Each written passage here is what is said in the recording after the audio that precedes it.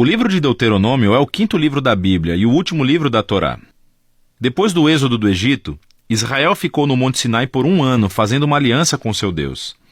E então eles tiveram uma viagem desastrosa através do deserto, e a geração do êxodo se desqualificou para entrar na terra que foi prometida a Abraão. E assim, Deuteronômio começa com Moisés na frente dessa nova geração explicando a Torá.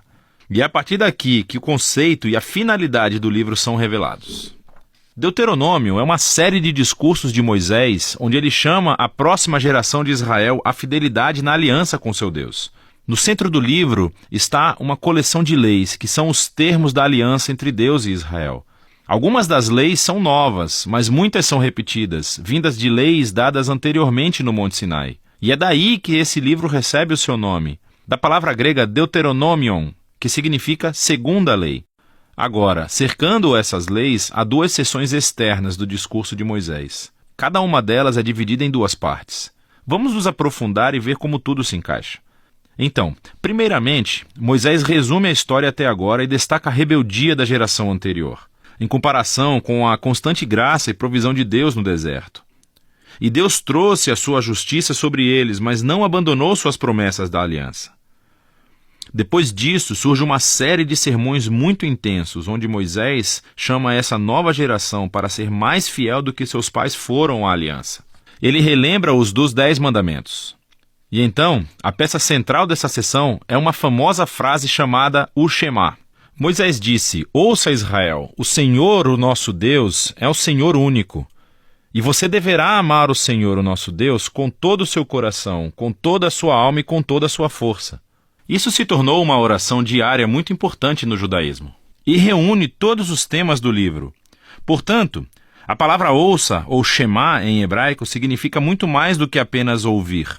Seu significado inclui responder aquilo que você ouve. Em português nós diríamos, obedeça. E a palavra amor em hebraico também significa muito mais que apenas uma emoção ou sentimento. É uma decisão de devoção sincera a Deus, que envolve a sua vontade e as suas emoções, sua mente e o seu coração. Para Israel, a sua obediência e devoção a Deus serviria a um propósito muito maior. A obediência às leis fará de Israel um povo único entre as nações, assim como Deus disse no Monte Sinai.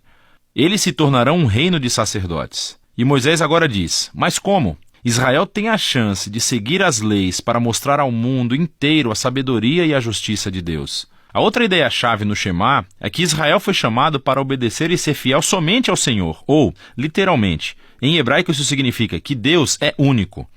Agora, no contexto, o Senhor é o único Deus a quem Israel deve adorar e obedecer. Israel está prestes a entrar na terra de Canaã, onde as pessoas adoram deuses que representam todos os aspectos diferentes da criação, o sol, o clima ou o sexo e a guerra.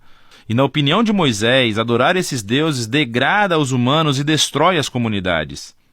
Mas adorar o Deus de Israel, que é o Criador e Redentor, levará a vida e bênçãos. E assim, chegamos à grande coleção de leis no meio do livro, que são organizadas por tópicos. A sessão de abertura é sobre a adoração de Israel ao seu Deus. Eles deveriam ter um templo central, onde somente um Deus seria adorado. E também Deus deveria ser adorado através do cuidado de Israel pelos pobres. Assim, por exemplo, todos os israelitas deveriam dar 1/10 da sua renda anual para o templo, mas outro 10º deveria ser reservado a cada 3 anos e dado aos pobres. E esses eram os tipos de leis que colocavam Israel na linha de frente da justiça em comparação com seus vizinhos antigos. E tudo estava relacionado à sua adoração a Deus. A próxima sessão descreve as qualidades de caráter dos líderes de Israel.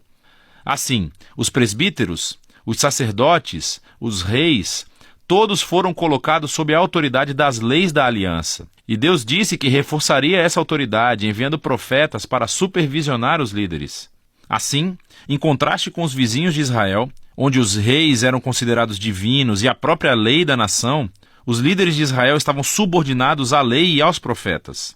Depois disso, há uma grande parte das leis sobre a vida pública de Israel.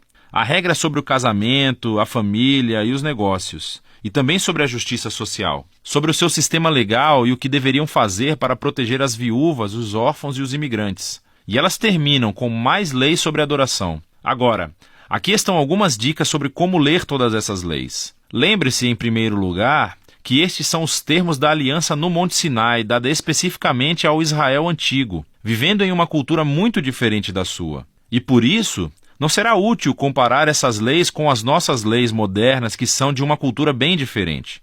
Pelo contrário, essas leis foram dadas para separar Israel. Por isso, precisamos comparar essas leis com as leis dos vizinhos de Israel, como a Assíria ou a Babilônia. E quando você faz isso, de repente, as leis que pareciam duras ou estranhas se tornam muito mais claras. Você vê que Deus está empurrando Israel para um nível de justiça mais elevado do que antes. E, finalmente, tente discernir quais princípios centrais de sabedoria ou justiça estão subjacentes a qualquer lei particular, e você descobrirá algumas coisas bem profundas. Aqui está uma tarefa para obter pontos extras. Veja como o apóstolo Paulo faz exatamente isso na primeira carta aos Coríntios, capítulo 9, versículo 9. Ele cita uma lei de Deuteronômio, capítulo 25, versículo 4, que é realmente interessante. Então, de volta a Moisés. Depois de ler todas as leis, ele emite um desafio final para que Israel ouça e ame seu Deus. Primeiro, ele emite um aviso e um ultimato. Se Israel ouvir e obedecer ao seu Deus, tudo dará certo. Muita bênção divina. Mas se eles não escutam e se rebelam, haverá fome, pragas, devastação e, por último, o exílio da terra. E então Moisés toma uma decisão. Ele diz: hoje eu coloco diante de vocês toda a vida ou morte, bênção ou maldição, bondade ou maldade. Portanto, escolham a vida amando ao Senhor seu Deus e escutando o que ele diz. Mas então Moisés diz: sei que depois que eu morrer, vocês vão se rebelar e se afastar de Deus e sofrer o exílio. O que é meio deprimente, mas, novamente, ele já convive com essas pessoas há muito tempo e fica claro que as suas esperanças não são muito altas. Mas nem tudo está perdido, diz Moisés. Um dia, quando Israel estiver no exílio, Moisés diz que eles poderão voltar para o seu Deus, que, em suas palavras, circuncidará os seus corações, para que possam amá-lo de todo o coração e alma, e para que possam viver. Essa é uma metáfora vívida, que diz que algo está fundamentalmente errado com o coração de Israel. É teimoso e duro, e é a mesma coisa que está errada com o coração de toda a humanidade. E isso vem desde a rebelião no jardim. Os humanos ganharam autonomia de Deus. Eles queriam definir o bem e o mal por si mesmos, e como resultado eles arruinaram o mundo bom de Deus. Mas um dia, Moisés diz, Deus vai fazer algo para transformar os corações do seu povo, para que eles possam verdadeiramente ouvir e amar a Deus de coração, e possam ser trazidos de volta à vida verdadeira. E esta é a promessa mencionada pelos últimos profetas bíblicos, Jeremias e Ezequiel, a esperança de um novo coração. Então Moisés termina o seu discurso com um poema de advertência e depois de bênção. Ele sobe uma montanha e morre, e assim a Torá chega ao fim. Todas as tensões principais da história bíblica estão em vigor, mas ficaram totalmente sem solução. Então, quando é que o descendente da mulher virá para derrotar o mal? Ou como Deus vai salvar o mundo inteiro e abençoar todas as nações através dessa família? E como pode a santidade de Deus se reconciliar com pessoas que são continuamente rebeldes? E como Deus vai transformar os corações do seu povo? Você tem que continuar a ler para descobrir. Mas por enquanto, é disso que se trata o livro de Deuteronômio.